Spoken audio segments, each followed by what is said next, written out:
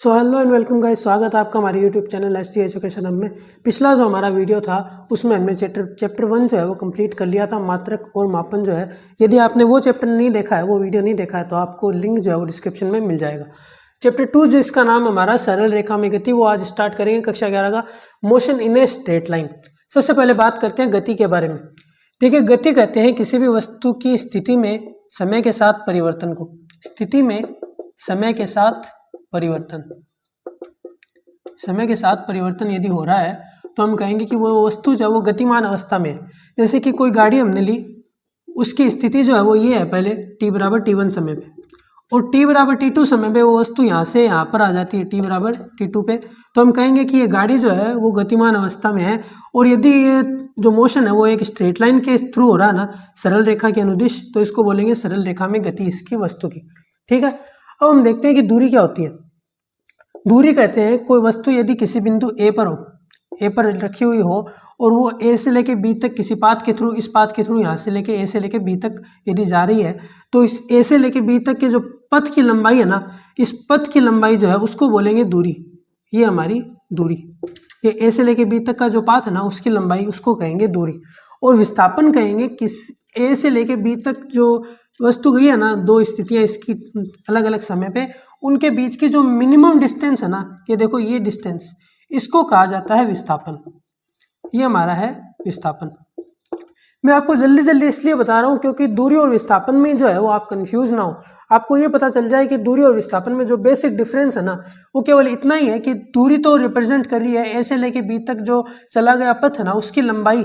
ए से लेके बी तक जो है समय के साथ परिवर्तन हुआ पहले तो स्थिति में, और फिर ये जो पथ की लंबाई है ना, ए से लेके बी तक समय के साथ जिस जो पथ उसने चला है वस्तु ने, उसकी लंबाई को कहेंगे दूरी।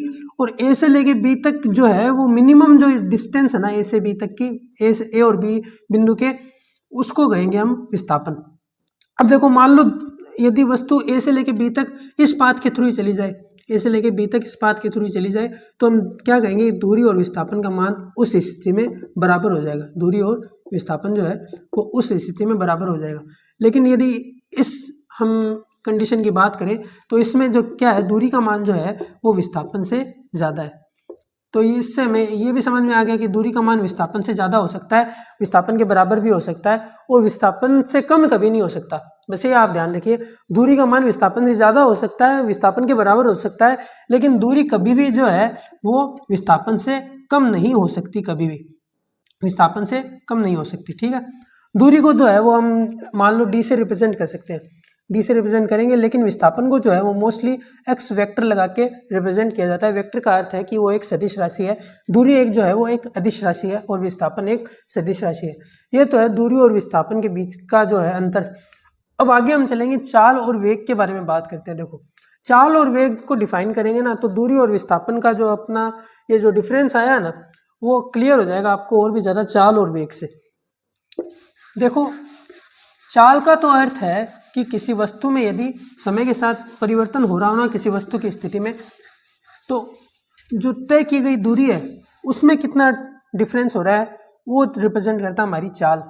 चाल कहते हैं, चाल की परिभाषा इस प्रकार है। देखो, दूरी में समय के साथ परिवर्तन की दर जो है उसको कहते हैं चाल। यानी कि कोई वस्तु यदि ए से लेके बी तक जा रही है, इस बिंदु से इस बिंदु तक, तो ये तो हमारी है दूरी, ए से लेके बी तक की दूरी डी। और मान लो ये टी समय के अंदर ए से लेके बी तक जा रही है, तो इसकी जो चाल होगी ना, वी से रिप्रेजेंट कर देते हैं, उसको लिखा जाएगा डी बाई टी, यानी कि दूरी बट्टा समय। चाल बराबर दूरी बट्टा समय, ये तो हो गई हमारी चाल, यानी कि दूरी में समय के साथ परिवर्तन की दर। यदि t का मान हम 1 रख दें, समय का मान 1 सेकेंड यदि रख दें, तो एकांक समय में चली गई जो दूरी होगी ना, वो चाल के बराबर होगी। चाल और दूरी बराबर हो जाएगी यदि t बराबर हम क्या रख देते हैं, 1 सेकेंड। इसलिए इसको ऐसे भी लिख सकते हैं, इसकी परिभाषा को, कि एकांक समय में तय की गई दूरी जो होगी ना, वो चाल के बराबर होगी। लेकिन ये परिभाषा है जो क्या है, उसमें मैथमेटिकल जो फॉर्म है ना उसको रिप्रेजेंट करती है, इसलिए इसकी जो मेन परिभाषा है वो यही होती है, दूरी में समय के साथ परिवर्तन की दर। ठीक है, अब हम देखते हैं वेग क्या होता है। देखो वेग होता है ना, वो होता है विस्थापन में समय के साथ परिवर्तन की दर। विस्थापन में समय के साथ परिवर्तन की दर।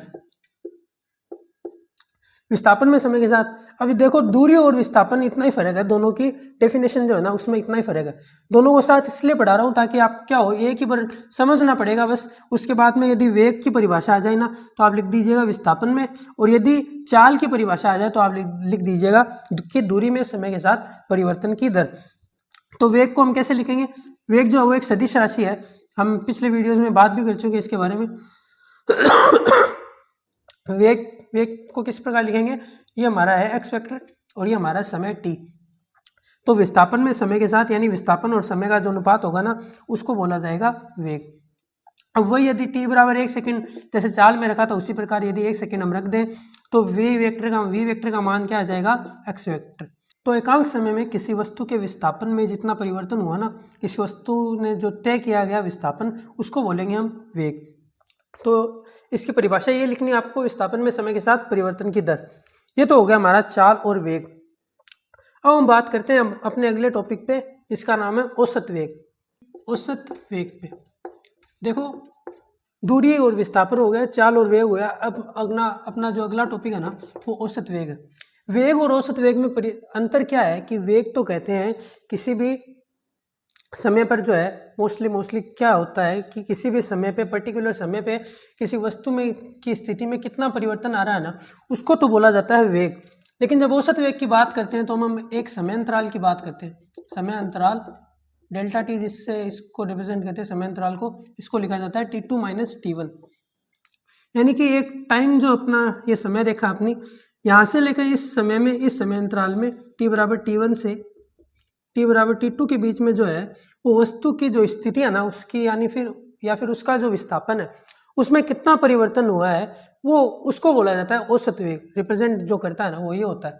देखो औसत वेग को इस प्रकार लिखा जाता है, डेल्टा वी बराबर delta x upon delta T. Delta x का मतलब है x2 minus x1 upon T2 minus T1। Delta T का मतलब है T2 माइनस T1।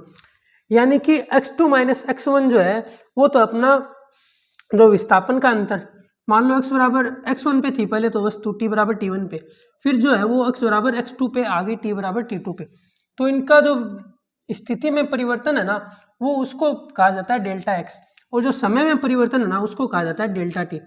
तो दूरी में विस्थापन या फिर परिवर्तन और समय में परिवर्तन जो समय अंतराल का अनुपात है ना उसको कहा जाता है औसत वेग। ये हमारा औसत वेग की परिभाषा। जैसे मान लो कि एक एग्जाम्पल के तौर पे हम देखते हैं, इसको मिटा देते हैं। एग्जाम्पल के तौर पे हम देखते हैं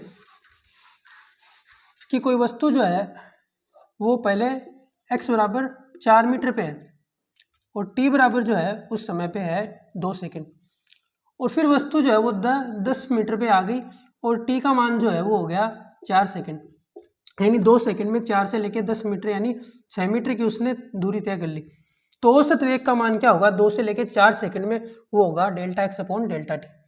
delta x upon delta T यानी कि डेल्टा वी बराबर 10 माइनस 4 बट्टा 4 माइनस 2, यह आ जाएगा 6 बट्टा 2 बराबर 3। ये हमारा आ गया औसत वेग।